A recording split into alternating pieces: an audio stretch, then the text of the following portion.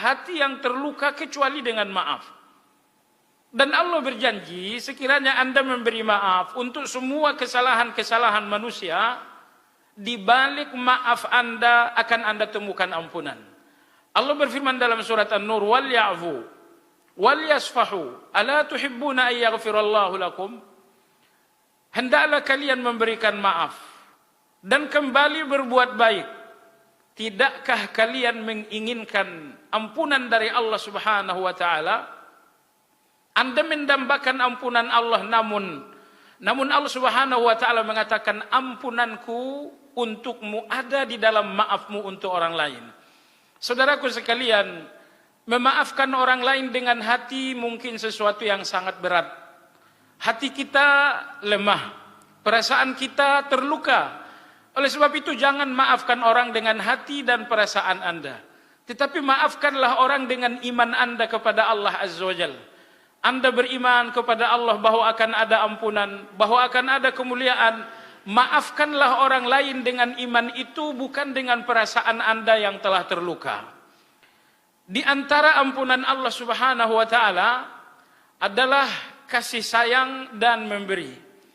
Nabi kita bercerita dalam hadis yang diriwayatkan Imam Bukhari, Imam Muslim dari Abu Hurairah radhiyallahu anhu tentang seorang pelacur yang menemukan anjing yang kehausan, nyaris mati karena sangat kehausan. Anjing ini berkeliling-keliling di sebuah sumur. Lalu wanita pelacur ini menyobek bagian bajunya, lalu mengikat sepatunya untuk diturunkan ke sumur untuk mendapatkan air, lalu kemudian diberikan kepada anjing tersebut. Lalu kemudian Nabi SAW bersabda, "Faghafarallahu laha." Maka Allah Subhanahu wa taala mengampuni pelacur tersebut.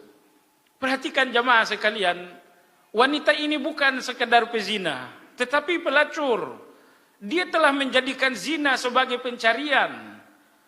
Tapi lihatlah apa yang dilakukan oleh wanita ini benar-benar membuka pintu ampunan. Hanya dengan beberapa tetes untuk seekor binatang haram pula. Tapi ternyata inilah yang menggetarkan ampunan Allah sehingga terbuka untuk sang wanita tersebut. Lalu jemaah sekalian, lakukanlah evaluasi. Apabila beberapa tetes air saja, itu pun untuk binatang haram pula, ternyata telah menjadi ampunan bagi seorang wanita pelacur. Lalu cobalah Anda renungkan bahwa setiap pagi Anda memberikan nafkah untuk keluarga, nafkah untuk makan dan minum keluarga, nafkah untuk pendidikan anak-anak. Tidakkah Anda lebih berhak mendapatkan ampunan dari Allah Subhanahu wa taala dibanding pelacur itu? Pelacur itu hanya memberikan air dan Anda memberikan lebih dari sekedar air. Pelacur ini memberikan kepada seekor binatang haram pula, sementara uang dan nafkah Anda adalah untuk orang-orang yang memang dalam tanggung jawab Anda. Mereka adalah hamba-hamba Allah yang mengimani Allah, beribadah kepada Allah Subhanahu wa taala. Maka oleh sebab itu jemaah sekalian, jangan pernah merasa berat hati untuk memberikan nafkah yang wajar untuk istri dan anak-anak. Lihatlah bagaimana pelacur ini diampuni oleh Allah hanya dengan beberapa tetes air untuk seekor anjing. Dan harapkanlah ampunan Allah di setiap pemberian nafkah Anda kepada istri, kepada anak-anak. Saatnya anak minta uang, berikan uang, lalu berdoa kepada Allah, ya Allah, dengan beberapa tetes air seorang pelacur berada dalam ampunanmu. Lalu dengan uang ini untuk anakku sekolah, berikan pula ampunan, sehingga tidak tersisa dari dosaku sedikit pun di dalam ampunanmu. Lalu di antara ampunan untuk seorang hamba, jemaah sekalian, adalah memaafkan hutang piutang. Dalam hadis yang diriwayatkan oleh Imam Muslim, Nabi kita sallallahu alaihi wasallam bercerita bahwa ada seorang laki-laki yang dianugerahi oleh Allah kekayaan. Dan laki-laki ini terbiasa mempiutangkan orang-orang tak punya. Dan setiap hari tukang-tukang tagih selalu diberikan briefing. Laki-laki orang kaya mengatakan, tagihlah fulan, fulan dan fulan. Kalau ternyata dia tidak mampu bayar, maka putihkan saja hutangnya, kita maafkan saja. Itulah yang menjadi kebiasaan laki-laki ini. Setelah dia meninggal dunia, Ternyata tidak ditemukan kebaikan milik laki-laki ini kecuali bahwa dia selalu memaafkan hutang piutang. Lalu Allah Subhanahu wa taala bertanya kepada malaikat, "Bagaimana keadaan laki-laki ini?" Malaikat mengatakan, "Ya Allah, tak ada kebaikannya kecuali sekedar memaafkan hutang piutang orang." Allah Subhanahu wa taala berfirman, "Nahnu ahaqqu bidzalika minhu." Kalau dia memaafkan hutang piutang, kita lebih berhak melakukan maaf yang lebih besar daripada dia. Ampuni segala dosa-dosanya. Maka jemaah sekalian yang saya hormati, hutang adalah hak Anda.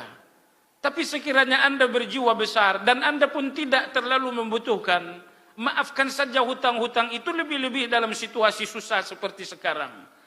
Apabila terasa berat memaafkan hutang, padahal Anda tidak terlalu membutuhkan pula, ingatlah hadis ini. Seorang laki-laki yang sampai di depan Allah tanpa membawa kebaikan. Namun Allah menemukan bahwa sepanjang hidup laki-laki ini punya kebiasaan memaafkan hutang piutang. Maka Nabi SAW mengatakan, maka Allah Tabaraka wa Ta'ala berfirman, "Nahnu ahaqqu bidzalika minhu." Saudaraku sekalian yang saya hormati, demikian khutbah ini. Mudah-mudahan khutbah ini menjadi harapan sehingga kita tidak berputus asa. Dosa kita memang telah banyak. Dosa kita bahkan telah menggunung sesuai dengan perjalanan usia yang tidak lagi muda. Tetapi jangan berputus asa dengan dosa-dosa itu. Di balik dosa-dosa Anda ada ampunan dari Yang Maha Pengampun. Istighfarlah, bertaubatlah, lakukanlah apapun yang diridhai Allah untuk mendapatkan ampunan tersebut. Barakallahu li wa lakum fil Qur'anil azim wa nafa'ani wa iyyakum bima fihi minal ayati wadh-dhikril hakim.